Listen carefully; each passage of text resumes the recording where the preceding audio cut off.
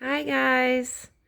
Just want to check in with you in debate because some of you have told me that you're having some issues with the donuts assignment that I posted. So I kind of wanted to go over that really quickly to help you out. This is a special occasion. My daughter has done my makeup. Love it, love it.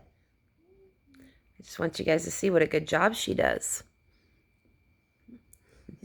Okay. The donut paper is to check your source's credibility. And when it comes to debate, a big part of what we need to do is to make sure the things that we are using for our proof are credible. So, this is what it's about.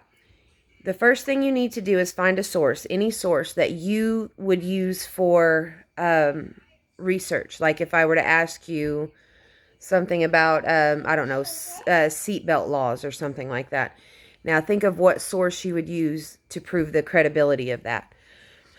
Any source like that. That's what I mean. Just choose something on a topic that you would use or that you would go to. Take that source, that website, the article, the book, whatever it is, any one, like I said, and what I want you to do is test the credibility of that source. So the first thing on the worksheet is the very top. Now, if you'll see at the bottom, I posted the teacher copy, which shows you what this stuff stands for because I'm unable to deliver it to you right off the bat. So, the first thing starts out, is my source credible? The source equals the place I got info to, whether it's your quote, a summary, or the entire thing. And credible means trusted or good enough to use. That's just something you need to know about it. Okay.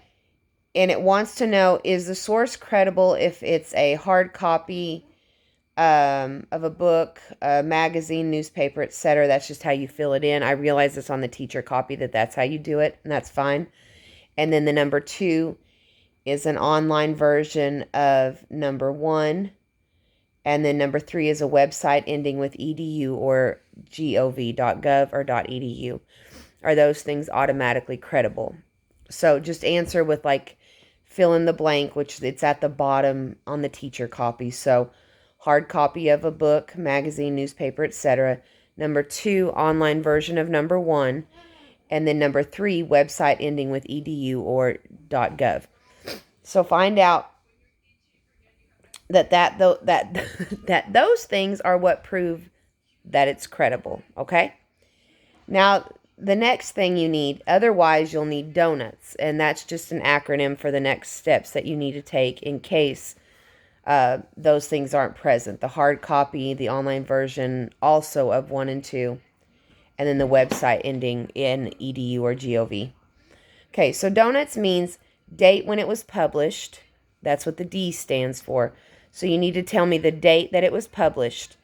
O is the organization or author provided. You have to know one of those two things. You have just a minute. And then, sorry, the organization or author, you have to know who it is and where it's from, okay? That's an important thing. I need you to put that information there. The N is it not a blog or a personal site. Let me know if it is a blog or a personal site because that makes a difference on its credibility. The U stands for up-to-date information. Tell me if the information is up to date. Find out when it was published because you've already checked out your date published. Is it relevant? You don't want to choose something from 1997 that shows statistics for something that I'm asking you to prove in 2020. I'm going to say hi. Okay. Quit. Quit, baby. And then the T stands for title for the article is provided. Make sure a title for the article is there and give me that title. And then S, sensical. It makes sense. Does it make sense? Yes or no? Does it sound legitimate? Okay? These are just some quick checks. So, number 1, do the 1, 2, 3 doesn't really matter. Just fill that in because it's on the teacher copy. And then go down to the donuts check and give me the date when it was published, the organization or author, whether it is a blog or a personal site. Is the information up to date? Is the title for the article provided? And does it make sense? Okay, that's what I need to know about any website you choose, and preferably one that you would choose in order to do research. And then the other thing I want you to do, like I said before, sorry, you can put that on a Google Doc and turn that into me.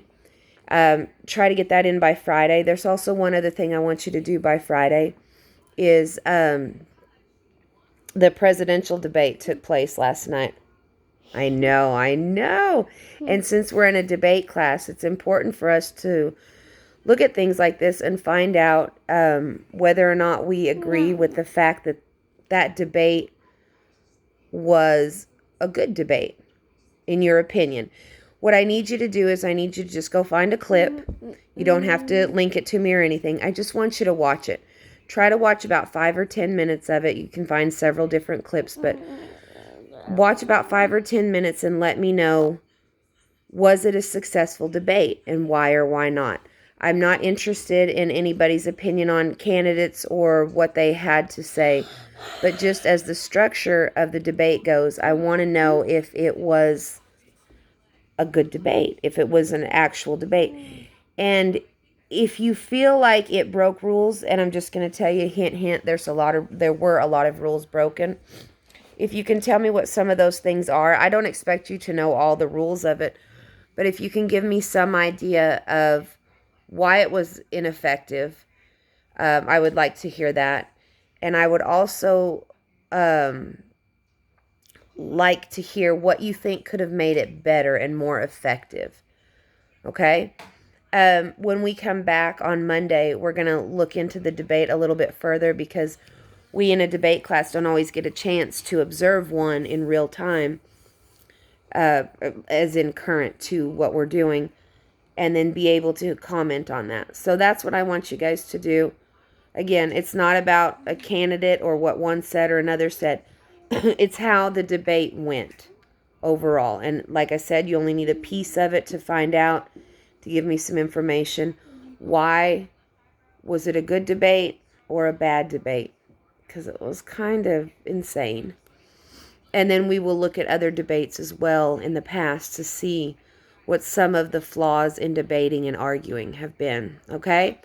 I hope this all makes sense. I'm sorry it's late at night. We're quarantined. I miss you guys so much. And I'll see you on Monday. If you have any questions, comments, concerns, please, please, please reach out to me. Okay. Bye, guys.